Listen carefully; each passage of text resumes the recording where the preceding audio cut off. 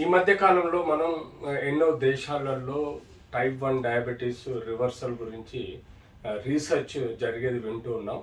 Type 2 diabetes ఆబ్వియస్గా physical and mental changes వల్ల, అంటే మనం మానసికంగా ఒత్తిడి తగ్గించుకొని ప్రాపర్ డైట్, ఎక్సర్సైజెస్, ఈవెన్ మనము డైటరీ కంట్రోలు, అంతేకాకుండా ఇంటర్మీడియట్ ఫాస్టింగ్ లాంటివి చేయటం వల్ల మనం టైప్ 2 డయాబెటీస్ని కంట్రోల్ చేయగలుగుతున్నాం, రివర్సల్ చేయగలుగుతున్నాం. కానీ ఈరోజు చైనా వాళ్ళు టైప్ 1 డయాబెటీస్ని, అంటే ఎక్కడైతే ఇన్సులిన్ ప్రొడక్షన్ అంటూ బాడీలో ఉండదో అలాంటి దాన్ని రివర్సల్ చేయడానికి కూడా కొన్ని రీసెర్చ్ చేయడం జరిగింది. అంటే కొన్ని యూనివర్సిటీస్ చైనాలో ఇప్పుడు షార్ట్ టర్మ్ ఒక 2 years క్లినికల్ ట్రయల్ చేయడం జరిగింది. యూజువల్గా ఇది యానిమల్స్లో చేసి ఆ తర్వాత కొంతమంది హ్యూమన్ బీయింగ్స్లో కూడా ఈ క్లినికల్ ట్రయల్ చేసినట్టుగా మనకు కొన్ని వార్తలు వస్తున్నాయి.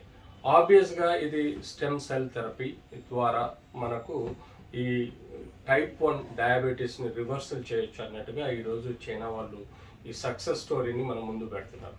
సో దీనిలో స్టెమ్ సెల్స్ అన్నది మనము యూజువల్గా ఎంబ్రియానిక్ సెల్స్, అంటే పిండం యొక్క ఇనిషియల్ స్టేజ్లో ఎంబ్రియో నుంచి ఫామ్ అయ్యే దగ్గర నుంచి మనం ప్లూరిపోటెంట్ సెల్స్ అనేది తీసుకొని వాటిని టైప్ 1 డయాబెటీస్లో ఇంప్లాంట్ చేయడం, లేదంటే అడల్ట్ బోన్ మ్యారో నుంచి ప్లూరిపోటెంట్ సెల్స్ ఏవైతే స్టెమ్ సెల్స్ ఉన్నాయో తీసుకొని ఇంప్లాంట్ చేయడం వల్ల మన బాడీలో ఒక ఈ ప్యాంక్రాస్ సంబంధించిన ఐసోలేట్స్ ఆఫ్ ప్యాంక్రాస్ ఏవైతే ఉన్నాయో వాటి యొక్క ప్లూరిపోటెంట్ సెల్ ద్వారా ప్రొడ్యూస్ చేసి తద్వారా మన బాడీలో ఇన్సులిన్ ప్రొడ్యూస్ చేయడం అనేది ఇది టైప్ 1 డయాబెటీస్ రివర్సల్ చేయడం అంటే ఇట్ ఈస్ డెఫినెట్లీ ఒక ప్రపంచంలో ఒక ఒక కొత్త పరిశోధన ద్వారా కొన్ని కోట్ల మందికి ఉపయోగపడే విధంగా చేసే స్టెమ్ సెల్ థెరపీ.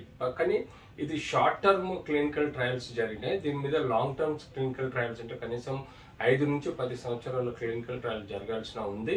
తద్వారా మనకు దీనిలో ఉండే సాధక బాధకాలు, నష్టాలు, కష్టాలు అన్నీ తెలుసుకోవాల్సిన అవసరం ఉంది. యూజువల్గా స్టెమ్ సెల్ థెరపీ ద్వారా మనం ఆ యొక్క స్టెమ్ సెల్ తోటి మనం కొత్త తరహా సెల్స్ని ప్రొడ్యూస్ చేయడం, తద్వారా ఎన్నో క్యాన్సర్స్ను మనం సరి చేయగలుగుతున్నాం, ఆర్థోపెడిక్ ప్రాబ్లమ్స్ సరి చేయగలుగుతున్నాం, అంతేకాకుండా బ్లడ్ క్యాన్సర్స్ సరి చేయగలుగుతున్నాము. సో బట్ ఈ స్టెమ్ సెల్ ద్వారా కొన్ని సమస్యలు కూడా మనం ఇప్పటివరకు చూసామంటే ట్యూమర్ లైక్స్ గడ్డలు ఫామ్ అవడం, కొన్ని అంటే రిజెక్షన్స్. సపోజ్ మన బాడీలో ఉన్న రోగ నిరోధక శక్తి, ఇమ్యూన్ సిస్టమ్ ఎక్కడైనా ఈ యొక్క స్టెమ్ సెల్స్ రిజెక్ట్ అవడం వల్ల వచ్చే సమస్యలు కూడా ఇంకా క్లినికల్ స్టడీ చేయాల్సిన అవసరం ఉంది. అన్లెస్ అంటిల్ మనం ఇవన్నీ పర్టికులర్గా ఒక లాంగ్ టర్మ్ క్లినికల్ ట్రయల్ చేసి ఈ స్టెమ్ సెల్స్ వలన సేఫ్టీ ఉందన్నప్పుడే ఈ ఇండియాలో ఎక్కువ శాతం ప్రజలు టైప్ 1 డయాబెటీస్, టైప్ 2 డయాబెటీస్తో సతమతం అవుతున్న వాళ్ళకి ఇలాంటి స్టెమ్ సెల్ థెరపీ ఇచ్చే ముందు అన్ని క్లినికల్ ట్రయల్స్ సక్రమంగా చేసి ఇవ్వటం వలన మనకు ప్రజల్లో కాంప్లికేషన్స్ రాకుండా అవాయిడ్ చేయొచ్చు.